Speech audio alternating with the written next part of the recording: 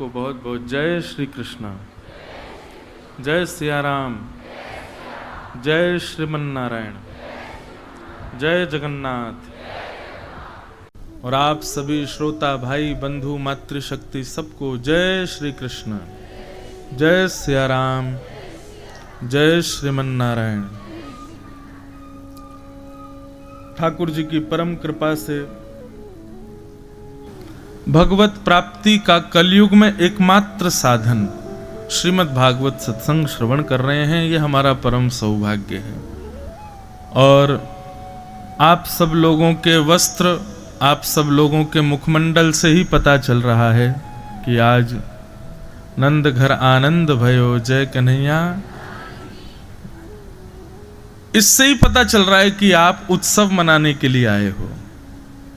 अगर इस वेशभूषा में अभी जैसी स्थिति में हो, इसमें आप कहीं ऐसी जगह चले जाओ जहां बहुत पब्लिक हो, कुछ और कार्य चल रहा हो, तो निश्चित है वो आपके रूप को देख करके यही पूछेंगे घर में कुछ था क्या आज, या कोई उत्सव है, कोई विवाह है या कुछ है। मतलब हमारा आवरण बता देता है कि हम किस भाव में हैं। ये नहीं चलेगा भैया आज। ठीक वैसे ही जो स्थिति आज की है ये हमेशा की हो जाए।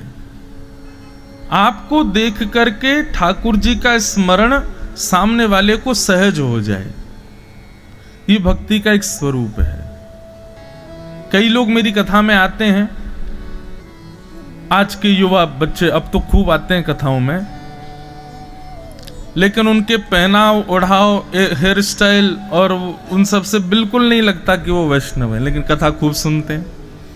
तो मैं उनसे कह देता हूं कभी कभी, भाई सुनो, थोड़ा अब स्वरूप में भी वैष्णवता ला। जैसे हमको कोई प्रणाम करने आता है, कोई मिलने आता है सुबह, तो अगर उसके माथे पर कोई तिलक दिखता है ना, तो तिलक से ही अनुभव हो जाता है कि ये गौड़िया वैष्णव संप्रदाय से है, इनके आचार्य ये हैं, इनके इष्ट ये हैं, इनका गुरुमंत्र ये है। कोई आकर के सीधे बोले महाराज जी श्री हरिवंश, तो पता चल जाता है कि ये हरिवंश परंपरा से हैं, इनके राधा वल्लभ लाल जी इष्ट हैं, इनके गुरुदेव ये हैं। मतलब आपके तिलक स्वरूप लगाने से, आपके वेशभूषा धारण करने से हमारे चित्त में भी आपके आचार्य और आपके इष्ट प्रकट हो रहे हैं। कितनी बड़ी बात है। कोई कह दे जय श्रीमन नारायण, तो पता चल जाता है कि ये श्री वैष्णव रामानुज संप्रदाय से हैं, रामानुजाचार्य जी के वंश में दीक्षित हैं, इनके इष्ट श्री रंगनाथ भगवान है। सोचो, अपने आप सब प्रकट होते हैं। तो हमारा आवरण, हमारी वेशभूषा, हमारे बाह्य स्वरूप में भी वैष्णवता दिखनी चाहिए।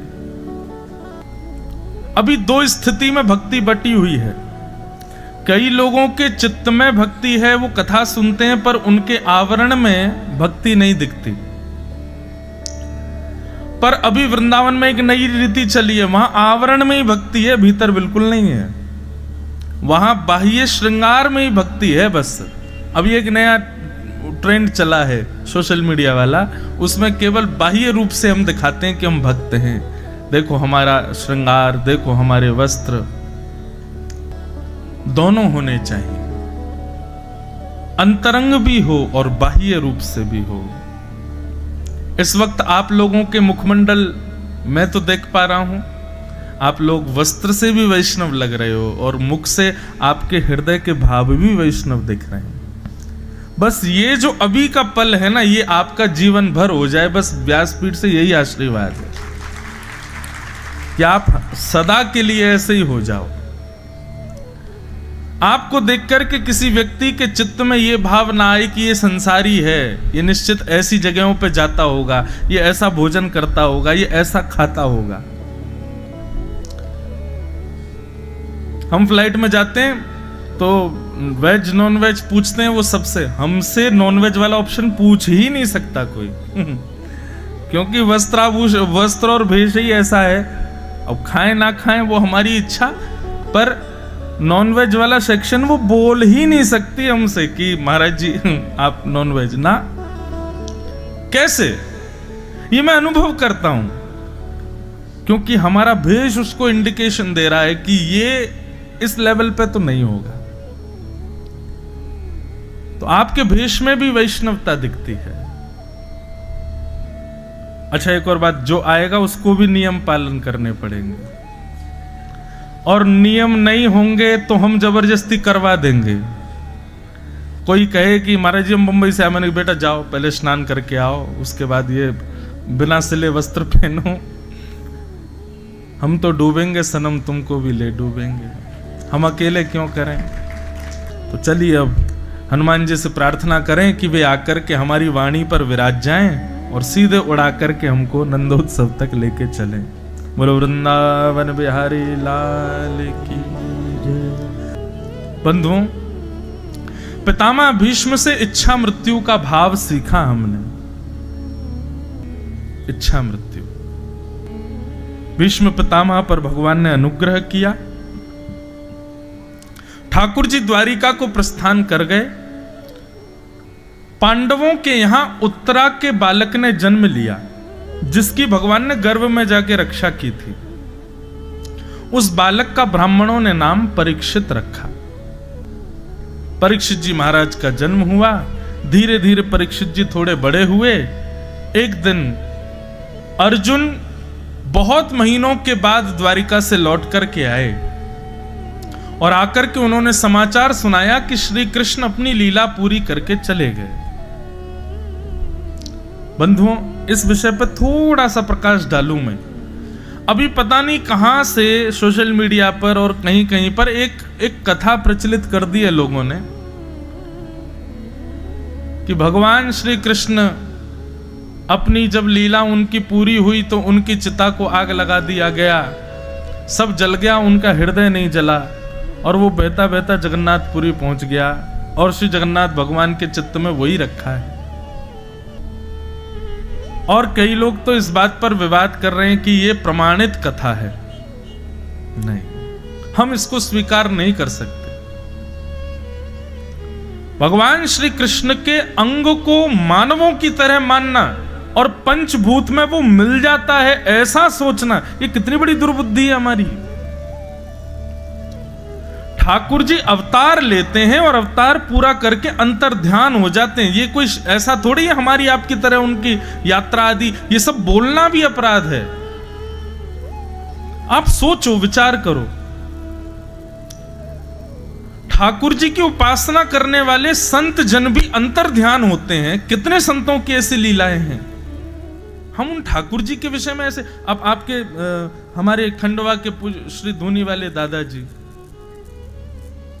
उनके विषय में उस दिन मैं प्रणाम करने गया तो बता रहे थे कि 3 बार समाधि लेके पुनर आ गए। जब इतनी सामर्थ भगवत भक्तों में हो सकती है तो ठाकुर जी के प्रति ये भाव कैसे रख सकते हैं हम कि उनके शरीर को चिता में लगा दिया और आदि आदि ये सब। गीता में भगवान श्री कृष्ण कहते हैं, अर्जुन, पृथ्वी जल तेज वायु आकाश से निर्मित मेरा शरीर है और पुनः उन्हीं में विलीन हो जाता है। ऐसी बुद्धि रखने वाला व्यक्ति अपवित्र है और उसको देखने वाला व्यक्ति भी अपवित्र हो जाता है। ठाकुर जी चैतन्य हैं, चिदानंद रूप शिवोहम शिवोहम। ठाकुर जी का रूप कैसा है? चिन्मय है, चिदानंद है। वो हमारी आपकी तरह हाड़ मांस का पुतला नहीं है। इसलिए ये कथा बिल्कुल निरर्थक है। श्री जगन्नाथ जी के चित्त में जीवित शालिग्राम विराजमान है। जो जीवित शालिग्राम पूर्व में ठाकुर जी के रूप में विराजते थे, नील माधव। नील माधव भगवान एक राजा को दर्शन देते थे, उसी से सेवा लेते थे। और ये नियम था नील माधव भगवान का कि तुम्हारे अलावा हमको कोई और ना देखे। यदि किसी ने देखा तो हम अंतर ध्यान हो जाएंगे। एक दिन राजा को गुफा में जाते देख पीछे पीछे कोई चला गया और उसने भी जाकर के नील माधव भगवान का दर्शन कर लिया तो माधव भगवान अंतर ध्यान हो गए। तब राजा ने खूब प्रार्थना की, खूब रो करके विलक करके कहा कि भगवान ऐसे मत करो। तब ठाकुर जी ने स्वप्न में आज्ञा दी, बोले ठीक है, अब मैं शालिग्राम के रूप में तुम्हारे यहां आऊंगा। रही बात मेरे रूप श्रृंगार आदि की, तो उसके लिए तुम्हारे समुद्र में बहते हुए कुछ लकड़ियां आएंगी, उनका निर्माण करके, कहीं कहते हैं समुद्र में बहते हुए, कहीं कहते हैं ठाकुर जी ने जंगल का, वन का नाम बताया, वहां से नीम की लकड़ियां लाओ, उससे मेरे सुंदर विग्रह बनवाओ और मेरे उस विग्रह में शालिग्राम जी को विराजमान कर देना, वो मेरा ही रूप होगा। तब श्री जगन्नाथ जी का रूप प्रकट हुआ। और उसमें भी ऐसी कथा आती है कि आधे भीतर रूप बना रहा था मूर्तिकार, छेनी हथौड़ी की आवाज आनी बंद हो गई तो रानी ने विचलित होकर के दरवाजा खोल करके देखा तो अधूरे जगन्नाथ जी रह गए। इसलिए आज भी जगन्नाथ जी के हाथ ऐसे अधूरे से, मुख अधूरा सा, पूर्ण नहीं बन पाया। राजा तो रोने लगा, बोले भगवान आपका रूप पूरा नहीं बन पाया। भगवान बोले चिंता मत करो, ये भी मेरा एक रूप है। ब्रजवासियों की याद में मेरा अंग पिघल गया था एक बार द्वारिका में, ये वही रूप है, इसको लोग जगन्नाथ रूप में पूजा करेंगे। अब बताओ, उसमें ये कथा लगा दी, भगवान का हृदय बहता बहता वहां पहुंच गया, उसमें भी अरे ऐसा विचार भी कैसे कर सकता है कोई। ठाकुर जी का हमारी आपकी तरह अंत नहीं होता। तिरोधाय प्रविष्टोयम श्रीमद्भागवतारणवम, श्रीमद् भागवत में तो स्पष्ट लिखा है, भगवान एक ज्योति रूप धारण करके 7 बार आकाश में भ्रमण करते हुए अंतर ध्यान हुए और वो दिव्य ज्योति श्रीमद् भागवत में आकर के विराजमान हो गई। ठाकुर जी आपकी हमारी तरह कभी नहीं जाते। अर्जुन ने आकर के जब ये बात पांडवों को बताई कि श्री कृष्ण अपनी लीला पूरी करके चले गए, पांडवों ने हस्तिनापुर की राज्य गद्दी को छोड़ दिया। बोले अब हम इस पर नहीं बैठेंगे, जिनकी कृपा से ये हमको मिली है, जब वही नहीं तो हम कैसे बैठें। और परीक्षित, छोटे से परीक्षित को राज्य गद्दी पर बैठा करके 5 पांडव वन को चले गए, स्वर्गारोहण को चले गए। परीक्षित ब्राह्मणों के नेतृत्व में बड़े हुए, विवाह आदि हुआ और परीक्षित का राज शासन बहुत बढ़िया चला। एक दिन परीक्षित को कलयुग मिला। कैसे मिला कि कलयुग काले काले रूप में था और वृषभ यानी कि बैल के 3 पैर काट चुका था, 4था पैर काट रहा था। तभी परीक्षित ने जाकर के कलयुग को अपनी तलवार से मारना चाहा। कलयुग ने चरणों में प्रणाम करके कहा, भगवान मुझे मत मारो। कौन हो तुम? बोले मेरा नाम कलयुग। राजा परीक्षित बोले तुम कब आए? बोले जिस दिन श्री कृष्ण लीला पूरी करके गए उसी दिन मेरा आना हो गया। राजा परीक्षित बोले तुमको जाना पड़ेगा, तुम पृथ्वी पर नहीं आ सकते। बोले भगवान ये ब्रह्मा के द्वारा बनाया गया नियम है, सतयुग के बाद त्रेता, त्रेता के बाद द्वापर, अब द्वापर के बाद मेरी बारी है, मैं आ गया। बंधुओं, सतयुग में राक्षस हिरण्यकश्यप हिरण्याक्ष, त्रेता में राक्षस रावण कुंभकर्ण, द्वापर में राक्षस कंस शिशुपाल दंतवक्र, पर कलयुग इतना खतरनाक है, कलयुग तो युग ही राक्षस है। बाकी तो युगों में राक्षस हुए, पर ये तो युग स्वयं ही राक्षस है। अगर आप पूछें कि महाराज जी कलयुग में राक्षस कौन है, हर व्यक्ति राक्षस है, बस एक्टिवेट होने की देर है।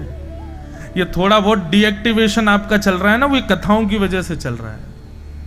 ये थोड़ा बहुत आप डीएक्टिवेटेड होना ये इस कलयुग के वायरस से, वो इसलिए क्योंकि धर्म, आध्यात्म और ये सब कथाएं आदि के जगत से आप जुड़े हुए हो।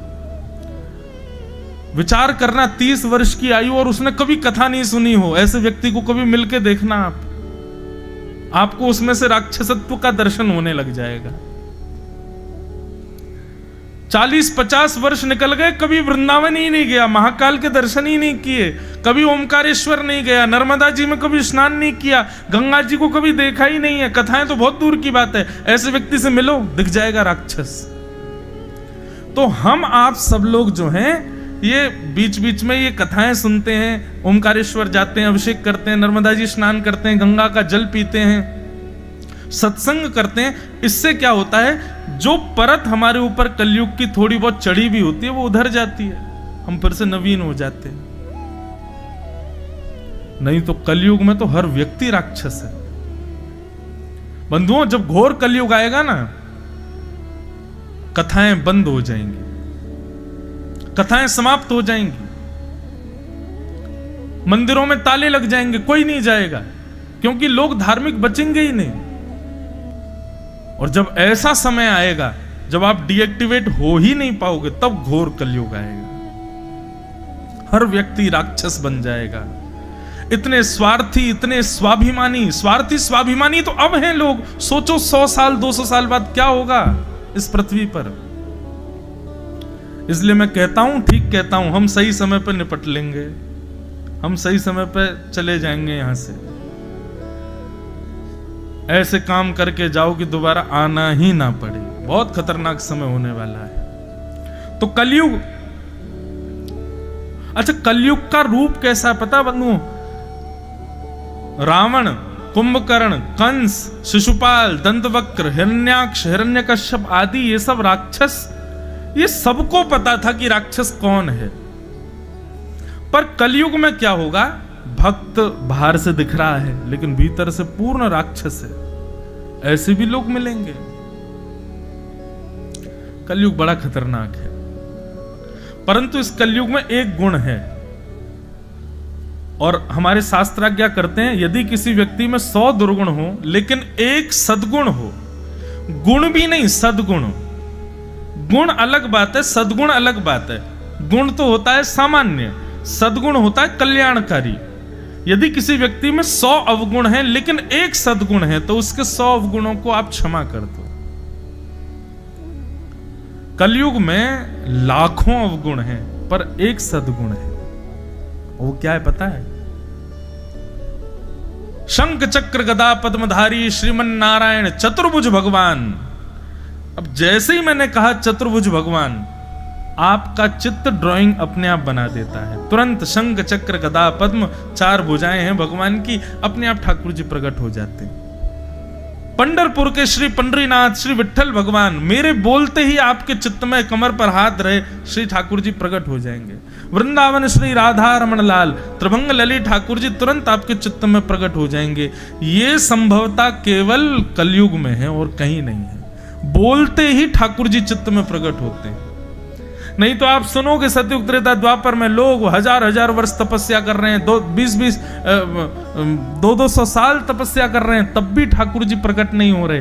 पर कलयुग में नाम सुनते ही ठाकुर जी हृदय में प्रकट हो जाते हैं। ये गुण है कलयुग का। यत्फलम नास्ति तपसा न योगेन समाधिना तत्फलम लभते सम्यक कलौ केशव कीर्तनात्। कलयुग में केशव का कीर्तन करने से केशव प्रकट हो जाते हैं। राजा परीक्षित ने कहा कि तुमको जाना पड़ेगा। कलयुग ने कहा भगवान कुछ स्थान दे दीजिए, मैं वहीं रहूंगा। और 5 स्थान कलयुग को प्रदान किए गए। द्यूतम पानम स्त्रियः सूना यत्रा धर्मश्चतुर्विधः पुनश्च याचमानाय जात रूप मदात् प्रभु। 5 स्थान हैं कलयुग के। द्यूतम यानी कि जुए में, पानम यानी कि मदिरा पान भक्ष भक्ष तामसी भोजन के सेवन में, द्यूतम पानम स्त्रिय पर स्त्री संग पर पुरुष संग में, सूना यानी कि हिंसा में, हिंसा कलेश में कलयुग का निवास। और 5वां स्थान है बिना मेहनत के कमाया गया धन, बिना परिश्रम के कमाया गया धन। आप कुछ मत कीजिए, बस इन 5 जगहों से बच जाओ। जुआ कभी नहीं खेलना है। खेल कोई भी खेलो, कभी भी पैसे को दांव पर मत लगाओ।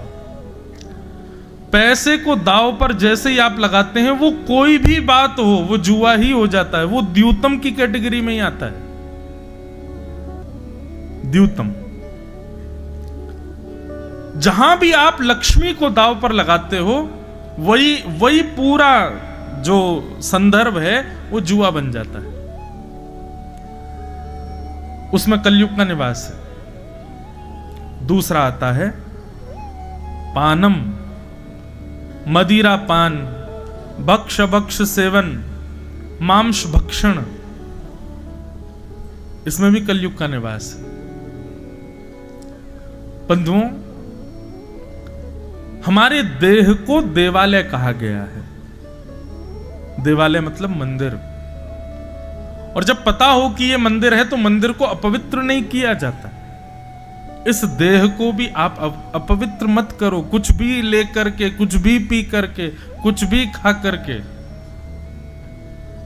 हम लोग ऐसे हैं कि अरे शरीर हमारा, जीव हमारी, मुख हमारा, पैसे हमारे, हम चाहे खाएं चाहे पिएं चाहे कुछ करें, कूड़ादान बना दिया हमने, सब ले लेते हैं भीतर। ऐसा नहीं, हमारे चित्त में ठाकुर जी बैठे हैं। स्वयं भगवान कृष्ण गीता में कहते हैं, सबको ये श्लोक याद है, ईश्वर सर्वभूतानां हृदय सेर्धनु तिष्ठति, सबके चित्त में मेरा निवास है। तो जब पता है कि चित्त में ठाकुर जी बैठे हैं, आप कुछ भी लोगे तो वो उनको ही जाएगा और उसका दुष्परिणाम भोगना पड़ेगा, दुष्प्रभाव भोगना पड़ेगा। तो द्यूतम पानम पर स्त्री पर पुरुष संग, हिंसा और बिना मेहनत के कमाया गया धन, ये 5 स्थान हैं कलयुग के, इनसे बच जाओ बस। राजा परीक्षित ने ये 5 स्थान दिए, लेकिन राजा परीक्षित स्वयं भटक गए। वापस लौट करके अपने राजमहल में आए, आकर के जरासंध का मुकुट अपने सिर पर पहन लिया, जो कि तहखाने में रखा था। अनीति के धन का जैसे ही उपयोग किया, तुरंत कलयुग ने मस्तिष्क पर प्रहार कर दिया। बंधुओं, कलयुग का जो आक्रमण स्थल है वो आपका चित्त है। कलयुग आपके मन को मैला करेगा, आपके विचारों को मैला करेगा, और फिर मन और विचारों के मैले करवाने से आपसे पाप करवाएगा। इसीलिए कहते हैं ये दशांश दान करो, 10वां हिस्सा दान किया करो, यहां इतना आश्रम में दे दो, इतना संतों को बांट दो, असहाय लोगों को दे दो। क्यों ये बांटने का विधान क्यों है? ताकि हमारे धन में जो अंश कलयुग का हो वो निकले, वो जाए। राजा परीक्षित ने जैसे मुकुट पहना, मस्तिष्क में आकर के आक्रमण कर दिया कलयुग ने। और राजा परीक्षित आज आखेट को वन में गए।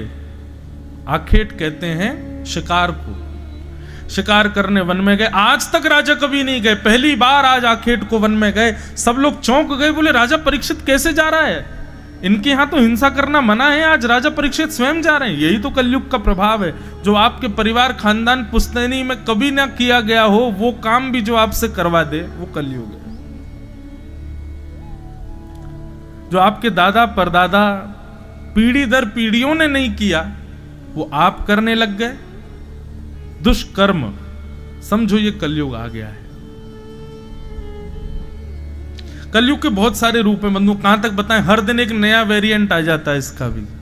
जैसे कोविड हर साल एक नया रूप धारण करता है, ऐसे कलयुग हर दिन एक नया रूप धारण करता है। किस किस से बचोगे? कहीं ना कहीं तो फंसेंगे। पर ये 5 स्थान जो मैंने अभी बताए, इनमें आपका प्रवेश नहीं है तो कलयुग आपके ऊपर आक्रमण नहीं कर सकता। आप बचे रहोगे इससे। बहुत सावधानी से सुनो। राजा परीक्षित आखेट को वन में गए। जानवर तो कोई मार नहीं पाए, क्योंकि आता ही नहीं था शिकार करना। तभी एक शमीक ऋषि के आश्रम पर जाकर के जल की याचना की। शमीक ऋषि समाधि में बैठे थे, जल नहीं दिया, उनकी आज्ञा, उनकी बात का प्रत्युत्तर नहीं दिया, तो राजा को लगा कि ये पाखंडी मेरे को देख करके ध्यान का नाटक कर रहे हैं। और राजा परीक्षित ने मरा हुआ सर्प शमीक ऋषि के गले में डाल दिया। बंधुओं, यह भी एक कलयुग का रूप है कि किसी वैष्णव को देख करके, किसी संत को देख करके, किसी भगवत भक्त को देख करके, उसकी भजन की क्रिया देख के आपको पाखंड लगता हो, आपके चित्त में यह भाव आता हो कि ये तो आडंबर है। यह भी एक कलयुग का स्वभाव है। ये कलयुग दिखाता है आपको ऐसा। और छाके राजा मधुकर शाह, बहुत सावधानी से सुनो आप लोग, बिल्कुल शांति का परिचय दे करके सुनो, तो हम भाव से सुनाएं, नहीं पर हम जल्दी जल्दी अभी कृष्ण जन्म कर देंगे। भाव से सुनो सब लोग। ओरछा के राजा मधुकर शाह बड़े परम वैष्णव थे। एक दिन मधुकर शाह का नियम क्या था कि उसने अपनी सेना को नगर के चारों ओर बैठा रखा था, और हर राजा बैठा था, लेकिन हर राजा सुरक्षा के लिए बैठाता था। पर मधुकर शाह ने क्या कर रखा था, सेना के लोग बैठा रखे थे और सबके हाथ में पुष्प और पूजन का थाल रहता था। बोले कि हमारे ओरछा के आसपास से भी कोई संत जाए ना, तो जाकर के माला पहनाना, तिलक करना, दक्षिणा देना, और उन पर अवकाश हो तो उनको ससम्मान लेकर के राजभवन में आना। इसके लिए सेना बैठा रखी थी। वो सेना कोई शस्त्र लेके नहीं बैठती थी, संतों की सेवा के लिए बैठती थी। कुछ लोगों ने कहा कि ये सब राजा का आडंबर है, ये जबरदस्ती सबकी नजरों में बढ़िया बनने के लिए सब नाटक करता है। यदि इतना ही इसको वैष्णव रूप में आसक्ति है तो हम एक काम करते हैं। कुछ लोगों ने क्या किया, एक गधे को पकड़ा, उसके गले में कंठी माला बांध दी, गले को उर्दपुंड लगा दिया, तिलक विलक लगा के पीला पीला चंदन लगा करके बढ़िया, और गधे को छोड़ दिया ओरछा में। द्वारपालों को सख्त आदेश थे राजा के, गले में कंठी माला और माथे पर तिलक जिसके दिख जाए मुझे तुरंत अंदर आके संकेत कर देना, मैं आके उसका सम्मान करूंगा। अब जब द्वार के सामने से गधा जा रहा था तिलक लगा के और कंठी माला पहन के, द्वारपालों ने कहा भाई है तो गधा, लेकिन राजा की आज्ञा है। दौड़े दौड़े द्वारपाल गए, राजा ने देखा, अच्छा कोई संत आए हैं, कोई वैष्णव आए हैं? बोले महाराज कंठी माला गले में है, सिर पर तिलक है, लेकिन संत वैष्णव नहीं है। बोले तो फिर कौन है? बोले आप स्वयं चल के देख लो। सब हंसी उड़ा रहे थे, सब हंस रहे थे, सब ताली बजा बजा करके हंस रहे थे गधे को देख के। लेकिन जैसे ही मधुकर शाह ने बाहर आकर के देखा, नेत्र सजल हो गए, दंडवत प्रणाम किया, चरणों में जल चढ़ा करके चरण प्रक्षालन किए, आरती की, माला पहनाई, सुंदर वस्त्र ओढ़ा करके उनको सुंदर जो गधा खाता है वो उसको खिलाया। सब लोग देख करके हैरान हो गए, बोले राजन ये स्थिति आपकी कैसे, आपने क्या देखा उसमें? वो एक गधा था। तब राजा बोले कि गधा था लेकिन माथे पर तिलक था और गले में कंठी माला थी। मैं तो इस बात से भावुक हो गया कि मैं ऐसे नगर का राजा हूं जहां मानव नहीं जानवर भी भक्त हैं, जानवर भी ठाकुर जी के उपासक हैं। तो ये बात हमने क्यों सुनाई? किसी के भी माथे पर तिलक दिख जाए, आज के बाद गले में कंठी माला दिखाई दे जाए, सबसे पहले तो उसको प्रणाम करना। यदि वो चरण छूने का अवकाश ना हो तो बात अलग है, लेकिन तो हाथ जोड़ के प्रणाम तो सर झुका के थोड़ा तो कर ही लेना। और दूसरी बात, उसके द्वारा की गई क्रिया चाहे कैसी भी हो, उसको आडंबर कभी मत समझना। भले ही वो कर भी रहा हो आडंबर, आप मत सोचना कि वो आडंबर कर रहा है। अगर वो आडंबर कर रहा है तो खुद फंसेगा, लेकिन आपके मन में उसके प्रति ये दूषित भाव नहीं आना चाहिए। ये कुछ नियम है, इनका पालन करना। तो राजा परीक्षित ने, शमीक ऋषि ध्यान में बैठे थे और राजा परीक्षित ने जाके कहा मुझे जल की प्यास लगी है, पानी दीजिए। शमीक ऋषि ध्यान में बैठे थे, प्रत्युत्तर नहीं दे पाए। तो राजा परीक्षित को लगा बताओ आडंबर कर रहे हैं, नाटक कर रहे हैं, मेरे आगे पाखंड करते हैं। अरे चक्रवर्ती सम्राट तुमसे जल मांग रहा है और तुम अभी भी ध्यान में बैठे हो। मरा हुआ सर्प बाण से उठा करके गले में डाल दिया। यही तो कलयुग करवाता है। राजा परीक्षित वहां से लौट के चले गए। शमीक ऋषि के गले में मरा हुआ सर्प, ये समाचार जैसी शमीक ऋषि के पुत्र को पता चली कि मेरे पिता के गले में मरा हुआ सर्प राजा परीक्षित ने डाल दिया। परीक्षित के इस दुष्कर्म को शमीक ऋषि के पुत्र श्रृंगी ने अपने हाथ में जल लिया और जल लेकर के श्राप दे दिया। श्राप देता हूं कि राजा परीक्षित, चक्रवर्ती सम्राट राजा परीक्षित, आज के ठीक 7वें दिन तक्षक सर्प के डसने से उनकी मृत्यु हो जाएगी।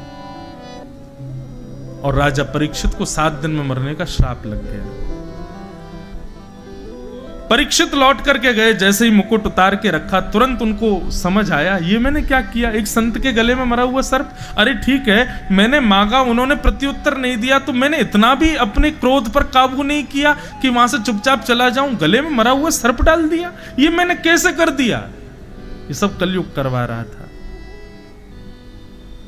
बंधुओं, पाप करने की हमारी इच्छा नहीं होती। निश्चित मानिएगा, जो व्यक्ति पहली बार मदिरा पान करता है घबराता है, डरता है।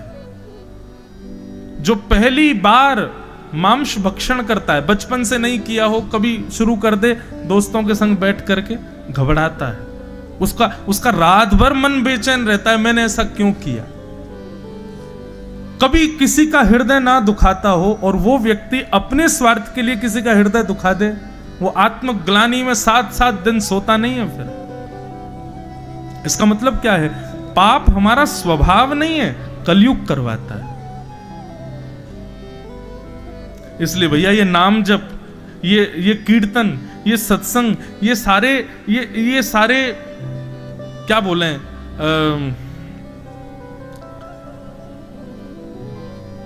कोविड आया था तो कोविड में वो थे ना प्रोटोकॉल्स, क्या मास्क लगाओ, हैंड सैनिटाइजर साथ में रखो, और क्या था, हाँ 2 फीट का डिस्टेंस रखो, और हाथ तक भाई साहब वैसे तो ऐसे धो लेते, लेकिन कोविड में सब यूं धोते थे हाथ पीछे ऊपर, और पानी गुनगुना पियो, काढ़ा पीते रहो। ये सब प्रोटोकॉल हम लोग पालन कर रहे थे ताकि वायरस हमको ना लगे। ठीक वैसे ही भैया ये कलयुग रूपी वायरस के भी कुछ प्रोटोकॉल हैं, इनका पालन करो। क्या? नित्य भगवान का स्मरण करो, नित्य ठाकुर जी की मधुर चर्चा, 20 मिनट नित्य कोई ना कोई कथा सत्संग जरूर सुनो। नित्य अपने जीवन में कुछ नवीनता लाने का प्रयास करो, सत्संग के माध्यम से अपने ठाकुर जी की सेवा करो, माता पिता की सेवा करो, अपने माथे पर तिलक लगा करके रहो। इस प्रकार के प्रोटोकॉल्स का जो पालन करते हैं तो कलयुग आता तो है आसपास, लेकिन स्पर्श करने से पहले ही चला जाता है, उसके ऊपर हावी नहीं हो पाता। राजा परीक्षित ने जैसे ही मुकुट उतारा, उनको याद आया ये मैंने क्या कर दिया। तभी शमीक ऋषि के आश्रम से एक शिष्य आए और आकर के कहा, राजा परीक्षित, आज आपने जो कृत्य किया उसकी वजह से आपको 7 दिन में मरने का श्राप लगा है। आज के ठीक 7वें दिन तक्षक सर्प आपको डसेगा और आपकी मृत्यु हो जाएगी। कृपा करके अपनी मुक्ति का उपाय खोज लीजिए। बंधुओं, ये बात सुनकर के राजा परीक्षित दुखी नहीं हुए। शास्त्र में एक आज्ञा करते हैं, क्रोधापि देवेन वरेण तुल्यम। शास्त्र आज्ञा करते हैं कि बड़े लोग जब क्रोध में कुछ बहुत गलत आपको बोल जाते हैं तो उस समय तो आपको बुरा लगता है कि इन्होंने देखो मुझे ऐसा बोल दिया, लेकिन कुछ दिन बाद आपको पता चलेगा वो जो फटकार थी ना, वो तो वरदान था, उसी का वरदान आज हमको मिला है। ये शास्त्र आज्ञा है। इसलिए आजकल पता है क्या, आजकल युवाओं में एक चीज की कमी है, पेशेंस बिल्कुल नहीं है। माता पिता कुछ कह ही नहीं सकते, एक शब्द नहीं बोल सकते, ये गलत है। प्रयास किया करो कि माता पिता की डांट पड़े, थोड़ी फटकार पड़े, माता जी कभी घूसा वूसा मार दे करें। आप तो सब खंडवा आदि के रहने वाले हो, हम तो ब्रजवासी हैं भैया। ब्रज में तो कुटाई अलग ही हो गए बालकन की। जहां ठाकुर जी नहीं छोड़े यशोदा मैया ने, तो हम तो सामान्य बालक है। माता पिता, गुरुजन, बड़े लोग, ब्राह्मण या संत वृंद आदि ये कभी फटकार दें, डांट दें, कुछ कह दें तो उस पर कभी चिंतित मत होना, क्योंकि शास्त्र आज्ञा करते हैं, क्रोधापि देवेन वरेण तुल्यम। ये बड़े लोगों का जो क्रोध होता है वो देवतुल्य वरदान के समान होता है, उसको स्वीकार करना चाहिए। राजा परीक्षित आनंदित हो गए, अपने पुत्र जन्मेजय को राज्य गद्दी पर बैठा दिया। पत्नी से बोले, देवी मैं बहुत खुश हूं, अब तुम सब राजपाट संभालो, मैं जा रहा हूं। देवी बोली, मरने की बात सुन के खुश कौन होता है? 7 दिन में मरने का श्राप लगा, आप इतने प्रसन्न क्यों हो? राजा परीक्षित बहुत सुंदर बात कहते हैं, बोले देवी, संसार में किसी भी व्यक्ति को नहीं पता कि उसके प्राण कब निकलेंगे। हमारा अगला क्षण भी अंतिम हो सकता है।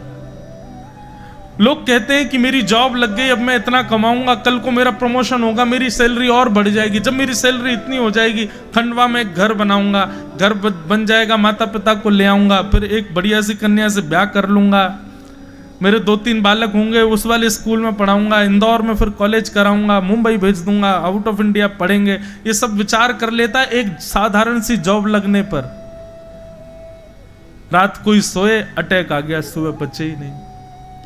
कहां रह गया वो घर, कहां रह गई वो जॉब, कहां रह गई वो सैलरी? हमारे अंत का पता नहीं है, कभी भी हो सकता है।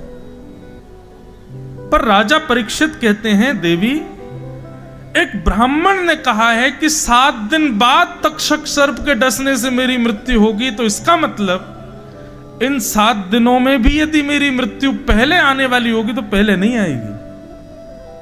कल अगर मैं पहाड़ से गिर भी जाऊं तो नहीं मरूंगा, क्योंकि ब्राह्मण की बात सत्य होगी, 7 दिन बाद ही मरूंगा मैं। मतलब मुझे पता है कि 7 दिन से पहले मेरा कोई बाल बांका नहीं कर सकता, इसलिए मैं 7 दिन का हर क्षण ठाकुर जी को अर्पित करूंगा। हम लोगों को तो 1 घंटा भजन कर लिया, बोले 1 घंटा कर लिया, अब संसार के काम कर लो, क्योंकि अभी हमें ये विश्वास है ना कि अभी शाम भी तो है, कल भी तो है, कल कर लेंगे बचा हुआ। लेकिन हमें क्या पता कि कल तक हम जीवित रहेंगे कि नहीं। इसलिए कहते हैं हर श्वास भजन करते रहो, कोई भी श्वास अंतिम हो सकती है। पर राजा परीक्षित कह रहे हैं कि 7 दिन से पहले मेरी अंतिम श्वास नहीं आएगी, इस बात की मुझे प्रसन्नता है। अब 7 दिन में जितने क्षण होंगे, हर क्षण ठाकुर जी को याद करके मैं व्यतीत करूंगा, इसलिए मैं प्रसन्न हूं।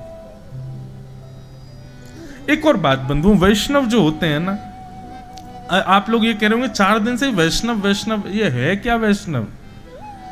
ठाकुर जी का जो भजन करते हैं, कथा से जो प्रेम करते हैं, वृंदावन जाने का जिनका मन होता है, जो तिलक लगाते हैं, जो ठाकुर जी से संबंध रखते हैं, केवल वो पूजा के पात्र हैं, दिन में एक बार उनको अगरबत्ती दिखा दी, धूप बत्ती कर दी, ये व्यवहार स्वभाव रखने वाले वैष्णव नहीं। वैष्णव मतलब दिन में जिस प्रकार माँ पिता पति पुत्रों को स्थान है, ऐसे ही ठाकुर जी को भी स्थान है। उनकी चिंता भी जिनके चित्त में लगी रहती है, उनके लिए जो क्रियारत रहते हैं, उसको वैष्णव कहते हैं। तो जब आप वैष्णव बन जाते हो ना, तो बंधु आपके चित्त से, आपकी बुद्धि से नकारात्मक स्थिति चली जाती है। मतलब अब सगुन नहीं मानते वैष्णव लोग। बिल्ली रास्ता काट गई, गाड़ी रोक ली, लेकिन वैष्णव नहीं रोकते। हमारे संग ठाकुर जी, हमें काय को डरवे की चिंता, चलो आगे। अभी पौन बज रहे हैं, अभी कहीं मत जाओ, पौन पे नहीं निकलना चाहिए, कार्य असफल हो जाते हैं। लेकिन जो वैष्णव होते हैं वो ये सब विचारधारा नहीं रखते। और एक और बात कह दूं, वैष्णव जो होते हैं ना, ज्यादा भविष्य कथन, ज्यादा इस ऐसा कर दो ऐसा हो जाएगा, वहां पे वो धरियाना उससे ये हो जाएगा, इधर कपड़ा बांध देना इससे ये हो जाएगा, इन सब चीजों में वैष्णव विश्वास नहीं करते। वैष्णवों की तो केवल एक ही विश्वास का केंद्र है, ठाकुर जी। बस वे कृपा करेंगे, सब मंगल करेंगे। अन्य आश्रय नहीं करते वैष्णव। हम महाकाल भी जाते हैं ना, तो महाकाल भगवान से भी यही प्रार्थना करते हैं, हे महाकालेश्वर भगवान, आप कृपा कर देना, आप सबके मनोकामना पूरी करते हो, मेरी भी करो। क्या मुझे ठाकुर जी पहले से ज्यादा प्रिय लगने लग जाएं, ऐसी कृपा करो। हे ओमकारेश्वर भगवान, ऐसी कृपा करो कि हम ठाकुर जी के और समीप पहुंच जाएं। हे वैष्णो देवी मैया, सब देवी देवताओं से हम तो यही मांगते रहते हैं। अभी हमारी कथा 1 तारीख से बागेश्वर धाम में, तो माँ के महाराज जी तो है ही है, फिर वो वो कभी कभी कहते हैं, बोले आप अर्जी लगाया हो। मैंने कि आप ही लगा दो कि ठाकुर जी हमको मिल जाएं, बस यही अर्जी चाहिए। और जीवन में क्या मिले क्या ना मिले इसकी कोई परवाह नहीं। कभी ज्योतिषी से ये पूछा आपने कि भैया ऐसे नक्षत्र ग्रह बताओ, कि हम ये तो पूछ लेते हैं जॉब अच्छी कब शुरू हो जाएगी, बच्चे का ब्याह कब का हो जाएगा, कभी ज्योतिषी से ये दिखवाया कि भैया ये बताओ ठाकुर जी कब मिलेंगे हमको? कभी नहीं पूछा, किसी ने नहीं पूछा होगा, ये मैं गारंटेड कह रहा हूं। स्पेशली 500 रुपए दक्षिणा देखे ज्योतिषी से पूछवा। जब भविष्य में सब है तो यह भी तो होगा। और मैं एक बात सत्य कहूं, आप जिस दिन किसी भविष्य कथन करने वाले से या इस प्रकार के ज्योतिष आदियों में, ज्योतिष भगवान के नेत्र हैं, वो गलत नहीं है, वो पूर्ण सत्य है। कभी आप जाकर के यदि विशेष रूप से ये पूछ लोगे या किसी को हाथ दिखा के भैया ये देख के बताओ ठाकुर जी कब मिलेंगे, विश्वास मानना वो रेखा ठाकुर जी से मिलने वाली नहीं भी होगी ना, तो उस दिन ठाकुर जी बना देंगे, बोले अब मिलूंगा इसको, क्योंकि कुछ और कामना नहीं की है, मुझसे मिलना चाहता है। मिलवे को मोहे चाव घनेरो, राखूं नैना नेरा, गोविंद कबहू मिले पिया मोरा। बहुत सुंदर पद है, मुझे पूरा याद नहीं आ रहा, नहीं तो गाता मैं। ऐसी व्याकुलता हम में शायद कभी नहीं आएगी ठाकुर जी से मिलने की। और जिस दिन ये व्याकुलता आ जाए ना चित्त में, प्रसन्न हो जाना उस दिन, क्योंकि आप तो व्याकुल हो ही नहीं सकते, ठाकुर जी हो रहे हैं शायद आपसे मिलने के लिए, इसीलिए भाव प्रकट हो रहा है। तो राजा परीक्षित अपने पुत्र जन्मेजय को राज्य गद्दी पर बिठा करके स्वयं चले गए, और वन में जैसे ही गए तो असंख्य संत वहां पर अपने आप आ गए। भाई एक चक्रवर्ती राजा है, उसको मरने का श्राप लगा, संत अपने आप आ गए। और संतों ने आकर के राजा परीक्षित से कहा, परीक्षित बताओ हम तुम्हारी क्या सहायता करें? तो राजा परीक्षित ने सबसे कहा, मैं 7 दिन में मरने वाला हूं, मेरी मुक्ति का उपाय बताओ। सबने अलग अलग उपाय बताए। किसी ने कहा महामृत्युंजय का जाप करा लो, किसी ने कहा तुम हिमालय पे चले जाओ, किसी ने कहा कंठ पर गंगा जल में खड़े हो जाओ। सब कहने लगे, लेकिन कोई भी प्रमाणित कहकर के ये बात नहीं कह पा रहा था कि तुमको मुक्ति मिलेगी। तभी वहां पर श्री सुखदेव जी महाराज का आगमन हुआ। सब लोग हाथ जोड़ करके सुखदेव जी का स्वागत करो। वेद व्यास जी के सुपुत्र, त्वम द्वष्ट वर्षः, आयु कितनी है उनकी? बोले 8 वर्ष के, 16 वर्ष के हैं, पर देखने में ऐसे लगते हैं जैसे मानो 8 वर्ष का कोई बालक है। सुखदेव जी महाराज आकर के आसन पर बैठ गए, और आसन पर जैसे ही बैठे सब लोग सोचने लगे ये छोटा बालक। परीक्षित के मन में आया नन्हा सा बालक। तभी किसी ऋषि ने आगे कहा, बोले नन्हे बालक नहीं, साक्षात सुखदेव जी महाराज हैं, ज्यादा समय व्यर्थ मत करो, चरण पकड़ो, तुरंत अपने संशय का समाधान पूछो। राजा परीक्षित ने चरणों में प्रणाम किया और कहा, भगवान जल्दी मरने वाले की मुक्ति का उपाय बताइए। अतः पृच्छामि संसिद्धिम योगिनाम परमम गुरुम, पुरुषस्येह यत् कार्यम म्रियमाणस्य सर्वथा। जैसे ही राजा परीक्षित ने यह प्रश्न किया, जल्दी मरने वाले की मुक्ति का उपाय बताओ, श्री सुखदेव जी महाराज 2 मिनट के लिए तो राजा के नेत्रों में देखने लगे और मंद मंद मुस्कुराने लगे, और कहते हैं यहीं से द्वितीय स्कंद प्रारंभ होता है। सुखदेव जी कहते हैं, राजन तुमने ये प्रश्न अपने लिए तो नहीं किया है। राजा परीक्षित बोले, मरने वाला मैं ही हूं तो मैं अपने लिए ही करूंगा ना भगवान। सुखदेव जी बोले, नहीं, ये प्रश्न तुमने अपने लिए नहीं किया है। मैं कथाओं में कहा करता हूं, भगवान प्रश्न का उत्तर देने वाला गुरु नहीं होता, प्रश्न को भी सुधार दे वो गुरु है। प्रश्न पूछा कैसे जाना चाहिए, प्रश्न होना क्या चाहिए, ये बता दे वो गुरु है। बहुत ध्यान से सुनना बंधु। सुखदेव जी कह रहे हैं कि तुमने ये प्रश्न अपने लिए तो नहीं किया है। अब परीक्षित बोले, मैं क्या हट करूं? हाथ जोड़ के बोले, तो भगवान आप ही आज्ञा करें, आपको क्या समझ आ रहा है? बोले, राजन तुम पूछ रहे हो कि मुक्ति का उपाय क्या है? बोले, जी मैं पूछ रहा हूं। बोले, वो बालक पूछ रहा है मुक्ति का उपाय जिसने जन्म बाद में लिया है, गर्भ में भगवान का दर्शन पहले किया है। तुम जब अपनी मां के गर्भ में थे, तब ब्रह्मास्त्र छोड़ा गया था तुमको मारने के लिए, तब तुम्हारी मां उत्तरा ने भगवान की स्तुति गाई, तब तुम्हारी मां के गर्भ में प्रवेश करके भगवान ने अपनी चक्रा गदा से तुम्हारी रक्षा की थी। वो बालक पूछ रहा है कि मुक्ति का उपाय क्या है। राजन, तुम तो पहले ही मुक्त हो चुके हो, क्योंकि भगवान ने तुम्हारी रक्षा की है। दूसरी बात, शमीक ऋषि ने तुमको 7 दिन में मरने का श्राप दिया है, और मुक्ति प्राप्ति के लिए 7 दिन नहीं, 7 घंटे नहीं, 7 क्षण नहीं, 1 क्षण काफी है।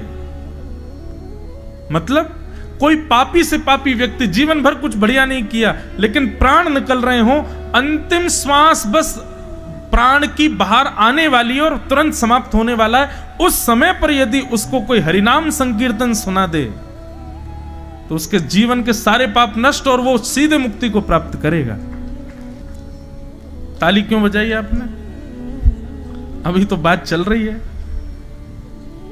और थोड़ा तत्पर होके सुनिए। ये तो अभी संवाद चल रहा है, संवाद तो पूरा होने दो पहले, फिर बजाना ताली। राजन, तुम ये विचार करो कि ब्राह्मण ने ये क्यों नहीं कहा कि अभी इसी वक्त तक्षक सर्प जाए और जाकर के राजा परीक्षित को डस दे। उसके मुंह से 7 दिन की ही अवधि क्यों निकली? और 7 दिन की अवधि निकली तो तुम फिर ये मुक्ति क्यों मांग रहे हो? तुम तो पहले से ही मुक्त हो, ठाकुर जी ने तुम्हारी रक्षा की है। और दूसरी बात, मैंने कल कहा था ना कि अभी आगे ये मुक्ति वाली फिलॉसफी भी रुक जाएगी, दूसरी नई फिलॉसफी शुरू होगी। मुक्ति का मतलब होता है वैकुंठ की प्राप्ति, जहां से दोबारा जन्म नहीं लेना पड़ता। और बंधुओं, मुक्ति राक्षसों को भी मिलती है। मुक्ति उसको भी मिलती है जिसने पाप किया है लेकिन अंतिम क्षण में भगवान का नाम जप लिया है। अब सोचो, किसी व्यक्ति ने जीवन भर पाप किया और अंतिम क्षण में गलती से उसके कान में भगवान का नाम चला गया, उसकी मुक्ति हो गई। और हमने यहां जीवन भर कथा कही, जीवन भर 4-4 घंटा बैठ करके आप लोगों को कथा सुनाई, अपने घर परिवार सब छोड़ छाड़ करके दुनिया में घूम घूम करके भगवान की लीलाओं का प्रचार किया, और उसके बाद भी भगवान ने मुझे भी वही मुक्ति दे दी जो उस पापी को दी थी। मुझ में और पापी में अंतर क्या रहा? मतलब खंडवा में कोई बहुत बड़ा कार्यक्रम हुआ, उस कार्यक्रम में उसको भी वीवीआईपी गेस्ट के रूप में बुलाया गया है जिसने 1 रुपए का सहयोग नहीं किया, और उसको भी वीवीआईपी बुलाया गया है जिसने बेचारे ने 10 लाख रुपए डोनेशन में दिए। ये तो उचित नहीं है। 7 दिन बाद यदि अंतिम क्षण भी तुमको भगवान नाम सुना दिया जाएगा ना, तो भी तुमको मुक्ति मिल जाएगी। लेकिन ये 7 दिन तुमको मिले हैं। राजा परीक्षित हाथ जोड़ करके बोले, भगवान मुझे मुक्ति नहीं चाहिए, आप बताओ मैं क्या मांगूं? इन 7 दिनों का मैं क्या करूं? ये 7 दिन मुझे मिले, इसमें मुझे क्या करना चाहिए? तब सुखदेव जी महाराज कहते हैं, बोले राजन, तुमने मांगा था कि मुक्ति का उपाय बताओ। मुक्ति अंतिम श्वास में भजन करने से भी मिल जाएगी, और मुक्ति का मतलब होता है मृत्यु के बाद वैकुंठ में जाना और वैकुंठ में भगवान का दर्शन करना। पर तुमको 7 दिन मिले हैं, इन 7 दिनों के लिए तुम भक्ति मांगो। भक्ति से क्या होगा? बोले मुक्ति के बाद होने वाले भगवत दर्शन, वो भक्ति से जीते जी तुमको हो जाएंगे। तुम भक्ति की कामना करो। नई बात आई समझ में। मुक्ति का मतलब क्या है? यहां से चले गए, फिर 13 दिन तक घर वाले हमारा वो करते रहे, क्या बोलते हैं उसको, जो वो होते हैं, क्या बोलते हैं, संस्कार आदि सब करते रहे। उसके बाद 13वें दिन जिस दिन भोज होता है, उस दिन वो आत्मा उसकी गति आगे जाती है। अब वो कहाँ जाएगा? फिर हमको वैकुंठ मिला, वैकुंठ में बैठे रहे। वैकुंठ में भी लंबी लाइन लगी है, कब जाकर के वैकुंठ में नंबर आया। अंदर जाकर के पहला दिन तो उसी में निकल गया, ये कमरा है, यहाँ बैठना है, यहाँ रहना है। अब भगवान का दर्शन कब होगा? बोले भगवान तो अभी व्यस्त हैं, 10-5 दिन रुको, तब जाके ठाकुर जी मिलेंगे। इतना लंबा समय। लेकिन भक्ति करने वाले व्यक्ति को मुक्ति प्राप्त करने वाला वैकुंठ जाता है तब ठाकुर जी मिलते हैं, पर भक्ति करने वाले के लिए तो ठाकुर जी ही प्रकट हो जाते हैं पृथ्वी पर और उसको ठाकुर जी के दर्शन हो जाते हैं। हे राजा परीक्षित, तुम ये मत मांगो कि 7 दिन में मुक्ति कैसे मिले, बल्कि ये मांगो इन 7 दिनों में मृत्यु से पहले मुझे ठाकुर जी कैसे मिले। सुखदेव जी महाराज की इन बातों को सुनकर के परीक्षित के चित्त में अब मुक्ति की कामना नहीं। अभी तक तो टेंशन में बैठे थे, 7 दिन बचे हैं, बस क्या करूं क्या करूं क्या करूं। अब बिल्कुल निष्फिक्र हो गए। अब उनको ये चिंता नहीं है कि तक्षक सर्प आएगा मुझे डसेगा, अब तो वो ये कह रहे हैं कि सांवरा आना चाहिए, कन्हैया आना चाहिए, मेरे प्राण निकले उससे पहले ठाकुर जी मुझको दिखने चाहिए। सुखदेव जी ने ऐसा कर दिया परीक्षित को, परीक्षित तुम्हारा मन नहीं होता, तुम्हारे पूर्वजों के साथ जो रहे, तुम्हारी मातृ गर्भ में जो आए, तुम्हारी माँ ने जिनका दर्शन किया, पूरा विश्व जिनको भगवान श्री कृष्ण कहता है, वो दिखते कैसे हैं, उनका स्वभाव कैसा, उनका प्रभाव कैसा, उनके बारे में जानने का मन नहीं तुम्हारा। तब राजा परीक्षित ने कहा, बोले कि अब मुझे मुक्ति उक्ति नहीं चाहिए, अब तो मुझे भक्ति दो आप, और महाराज बस इतनी कृपा कर दो, ये 7 दिन पूरे हों उससे पहले ठाकुर जी मुझको दिख जाएं, ये कृपा करो। बंधुओं एक बात कहें, गुरु यदि प्रसन्न हो जाए,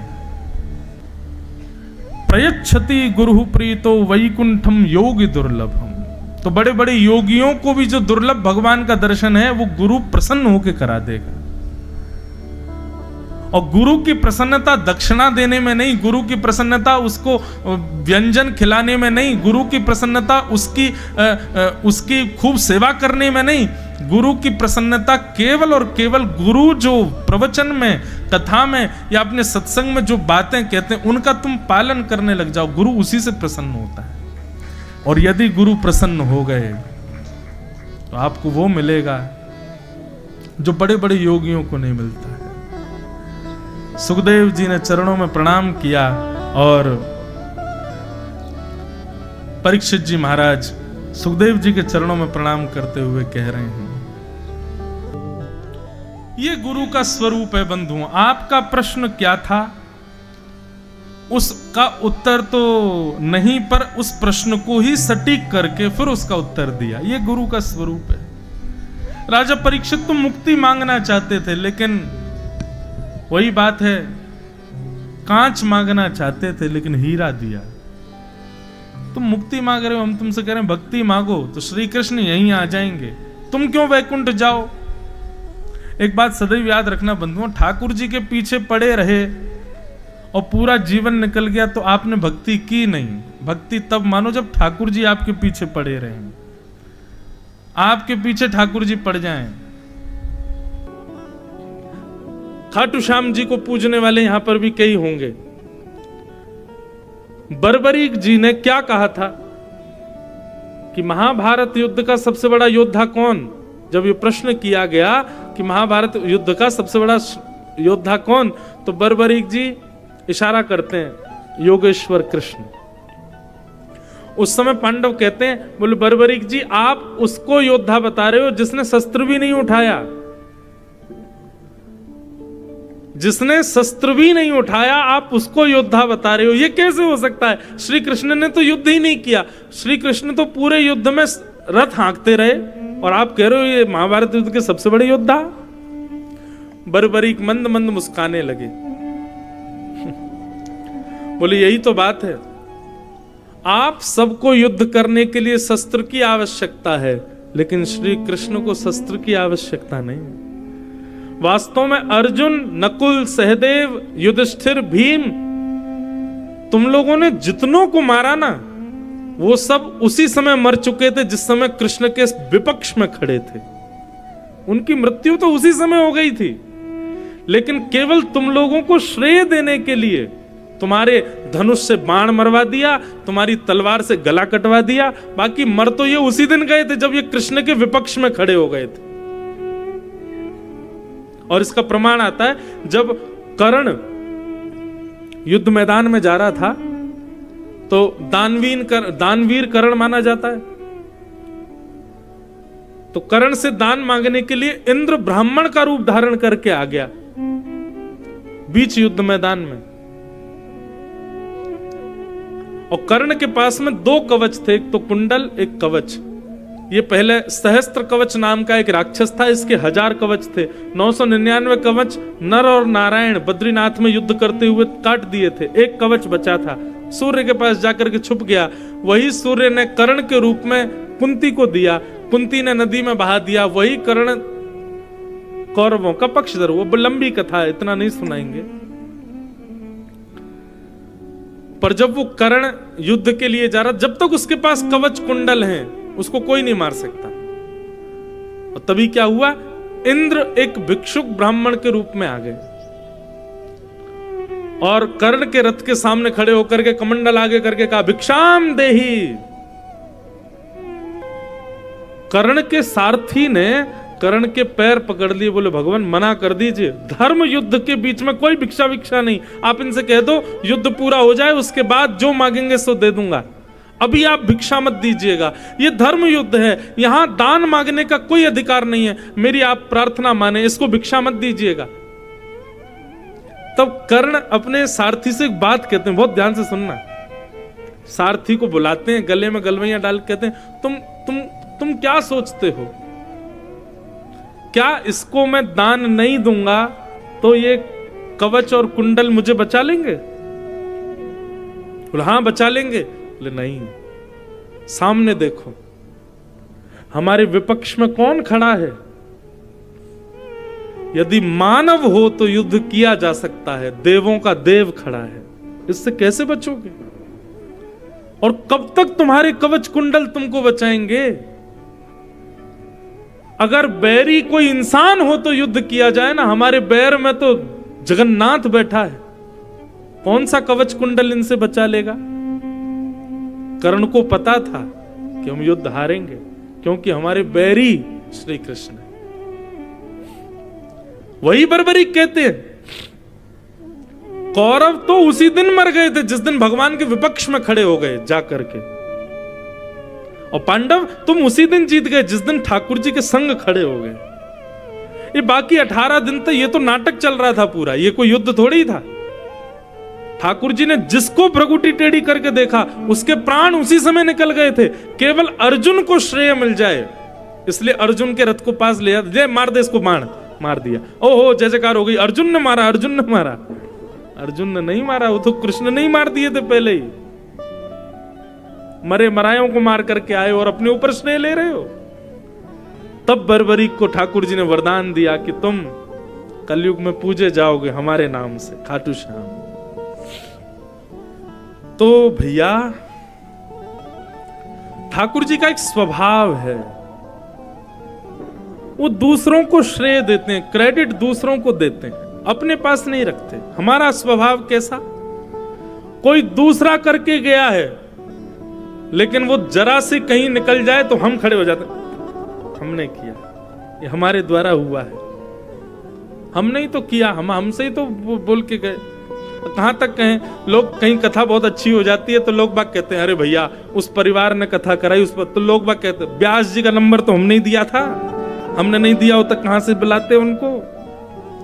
वही वाली बात हो गई, सब्जी बहुत बढ़िया बनी, सब प्रशंसा करने, माँ आपने सब्जी बहुत बढ़िया बनाई, पिताजी बोले सब्जी लाया तो मैं था दुकान से, मैं ही नहीं लेके आता तो बनती कैसे।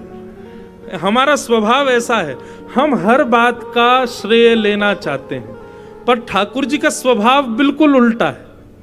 ठाकुर जी क्रिया कर देते हैं और श्रेय भी आपको दे देते हैं। कुछ सीखो बंधुओं ठाकुर जी से, कभी भी श्रेय नहीं लेते भगवान। हमसे बुलवा देते हैं, हमसे गवा देते हैं, लोग हमारी प्रशंसा कर देते, आपने कितनी बढ़िया कथा करी, आपने कितना बढ़िया भजन गाया महाराज जी। ठाकुर जी यदि चौक कर दें यहां से, फिर बोल के दिखाएं हम, फिर गा के दिखाएं हम, नहीं कर सकते। इसलिए भैया ठाकुर जी से ये सीखो, कुछ भी श्रेष्ठ करने के बाद श्रेय दूसरों को दो, अपने पास मत रखो। भगवान ताली बजाने लगे, वाह वाह वाह वाह वाह, देखो उत्तरा के भजन बल ने उसकी रक्षा कर ली। पूरी हस्तिनापुर जय जयकार करने लगी, उत्तरा की जय हो, उत्तरा जैसी पुत्री सबको मिले, उत्तरा जैसी पत्नी सबको मिले, उत्तरा जैसी मां सबको मिले। इन सब जय जयकारों के बीच में कोने में खड़ी कुंती भगवान को देख रही थी। ठाकुर जी आप बहुत चतुर हो, करते खुद हो, ये गुण सीखिए ठाकुर जी से। ठाकुर जी से कोई ना कोई लक्षण उनके जैसा हमारी भीतर आए। आज के बाद प्रयास करके देखना बंधु, है बहुत कठिन ये काम कि कार्य कर देना आप, श्रेय दे देना किसी और को। हाँ ये गुण हमारे अंदर है, पर कब है? गलत करके दूसरे को श्रेय देना। इसने किया है, हमने नहीं किया। कुछ अच्छा करो, कुछ श्रेष्ठ करो, कुछ श्रेयस्कर करो और श्रेय दूसरे को दो। और देखो दूसरे को देने में आपको थोड़ा संकोच हो सकता है, इसमें आप ये भी कह सकते हो महाराज जी आप दूसरे को श्रेय दिलवा करके एक प्रकार से उसके हृदय में अभिमान को नहीं जगवा रहे हो, ये भी बात ठीक है। तो इतना कर लो, करो खुद, श्रेय दे दो ठाकुर जी को। ठाकुर जी ने किया सब, हमारी कोई, लेकिन इस बात को मानो भी, कई लोग देते तो श्रेय हैं ठाकुर जी को, वाह भैया आपका घर बहुत बढ़िया, अरे ठाकुर जी कृपा महाराज, गाड़ी बहुत अच्छी है, ठाकुर जी की गाड़ी है, घर परिवार बहुत बढ़िया, ठाकुर जी का महाराज जी सब। बोलने में नहीं, ये स्वीकार में आना चाहिए, ठाकुर जी का है।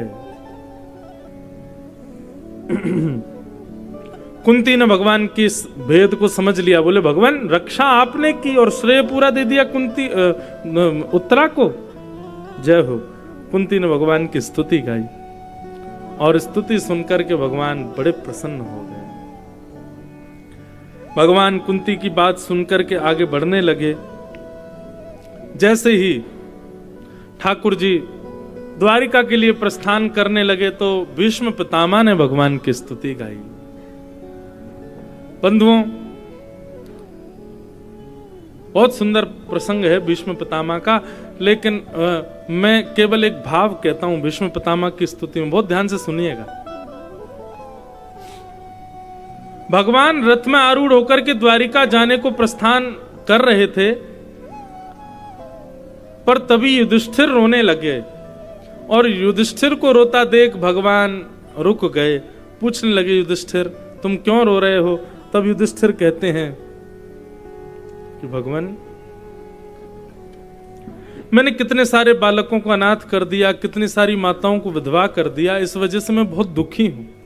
मुझे महाभारत का युद्ध नहीं करना चाहिए था, अरे अपनी हार मान करके कौरवों को विजयी कर देना चाहिए था, ताकि ये युद्ध नहीं होता, इतने सैनिक नहीं मारे जाते, इतने सैनिकों की पत्नी विधवा नहीं होती, इतने बालक अनाथ नहीं होते। ठाकुर जी बोले भैया अब अर्जुन की भी यही स्थिति हुई थी तो उसको हमने गीता सुनाई, अब इसको दोबारा से गीता कैसे सुनाऊं मैं? तब भगवान युधिष्ठिर को संग लेकर के भीष्म पितामह के पास गए और भीष्म पितामह से ज्ञान उपदेश कराने के लिए ठाकुर जी भीष्म पितामह के पास गए। बंधुओं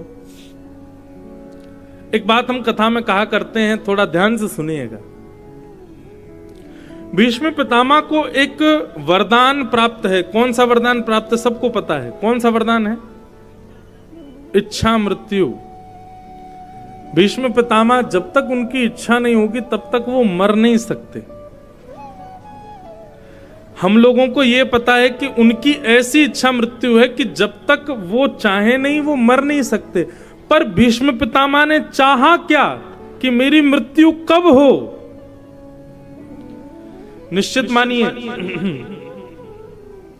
एक व्यक्ति, उनसे मैंने पूछा, मैंने कि अगर आपको इच्छा मृत्यु मिल जाए कि भाई तुम जैसे चाहो वैसे तुम्हारे प्राण निकलें, बताओ क्या सोचोगे? संसारी व्यक्ति का यही रहता है कि महाराज धन की गड्डियां पड़ी हों चारों तरफ, आहा चना हुआ हो, बीच में मैं पड़ा हुआ हूं और देखते देखते मेरे प्राण निकल जाएं। कोई जलेबी का इतना बड़ा प्रेमी, वो कहता है जलेबी मेरी जीभ में जाए और जैसी मैं रस लूं सोई मेरे प्राण निकल जाएं।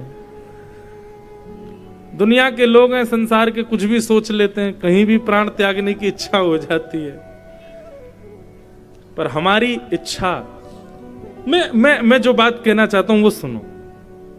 ये इच्छा मृत्यु का वरदान केवल भीष्म पितामह को नहीं मिला है, ये मुझे भी मिला है और आपको भी मिला है। ये हम सबको मिला है इच्छा मृत्यु का वरदान। पर हमने कभी इच्छा मृत्यु प्रकट ही नहीं करी। हमने कभी सोचा ही नहीं आज तक कि हमारे प्राण कैसे निकले। कभी विचार किया? और मैं कथाओं में कहा करता हूं बंधुओं, व्यक्ति हर उस वस्तु का विचार करता है जो उसके पास नहीं है। डिग्री नहीं है, कैसे लेनी है विचार करेगा। क्वालिफिकेशंस नहीं है, कैसे मिलेंगी विचार करेगा। घर नहीं है, बनाना है विचार करेगा।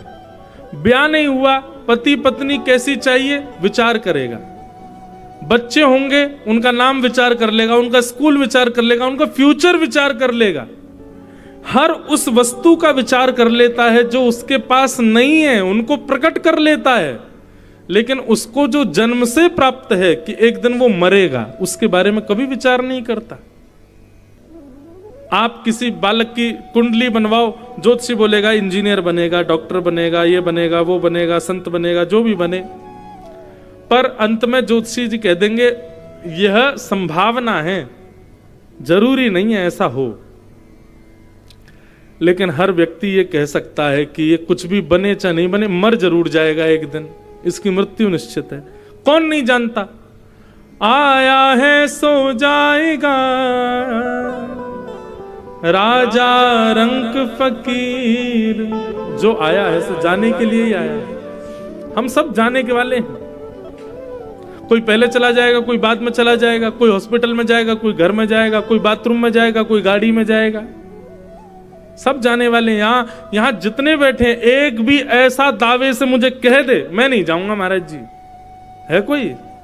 सब जाने के लिए बैठे हैं। कोई खुशी खुशी जाएगा, कोई गम में जाएगा, कोई पीड़ा पाके जाएगा, कोई छटपट चला जाएगा। जाने के लिए सब बैठे हैं यहां पे। पर हमने कभी विचार किया कि मृत्यु कैसी होनी चाहिए? नहीं सोचा। जबकि वो मृत्यु तो हमको जन्म से मिली हुई है। हर दिन हम मृत्यु के समीप जा रहे हैं। हमारी डेस्टिनेशन क्या है? हमारा गंतव्य क्या है? मृत्यु। उस तक पहुंचने के लिए ही हम सब क्रिया कर रहे हैं। क्यों ना हम विचार पहले से ही कर लें कि हमारी मृत्यु कैसी हो। इसलिए भैया हम तो कथा में कहते हैं आप सब विचार कर लो। आज कथा के बाद में, आज बहुत बढ़िया दिन है, शुभ दिन है ना। आज राम जी विराज गए अपने मंदिर में। आज कथा के बाद जाइए और एकांत में जाना, बिल्कुल अकेले, एकांत किसी कमरे में बैठ करके। करोगे तो कोई नहीं, फिर भी सुन लो। एकांत में बैठ करके, क्या पता कोई एकाध कोई कर जाए, इसलिए बोल रहा हूं। एकांत में बैठ करके और चिंतन करना कि मुझे मृत्यु कैसी चाहिए। भगवान पर दया कर देना। ऐसी मत सोच लेना मैं डोसा खाऊं मेरे प्राण निकल जाएं, मैं चाय पीऊं और सो जाऊं मेरे प्राण निकल जाएं, मैं ऐसा करूं मेरे प्राण नहीं। इच्छा मृत्यु कैसी प्रकट करो। श्रीधाम वृंदावन की यात्रा हो, वृंदावन जाऊं, उज्जैन जाऊं, द्वारिका जाऊं, जगन्नाथपुरी जाऊं या किसी भी तीर्थ धाम में जाऊं, वहां जाकर के परिक्रमा लगाऊं, प्रसाद पाऊं, ठाकुर जी का दर्शन करूं, कथा सुनूं, कीर्तन सुनूं, और तभी एक क्षण के लिए एक ज्योति दिखाई दे। उस ज्योति में जैसे ही गौर करके देखूं तो सांवरे सलोने नंद नंदन श्री किशोरी जी के साथ मेरे सन्मुख खड़े हो जाएं। जब मेरा अंतिम समय आए ना, मैं भूल जाऊं कि मैं कौन हूं, मैं किसका बेटा, किसका पति, किसका पुत्र, किसका भाई, किसका मित्र, किसका गुरु, कुछ भी याद ना रहे उस समय मुझे। सब सामने दिखने वाले अपरिचित से दिखने लग जाएं। मैं किसी को नहीं जानता, ये कोई मेरे नहीं है। बस उसी समय नंद नंदन किशोरी जी दोनों एक दूसरे के गले में गलवैयां डाले मेरे सामने प्रकट हो जाएं और उनके इस मधुर युगल स्वरूप का मैं दर्शन कर लूं, उनके सुंदर सुगंधी का मैं श्वास ले लूं, नेत्रों से दर्शन कर लूं, कानों से उनके मधुर स्वर को सुन लूं, चित्त में वो छवि आकर के बैठ जाए।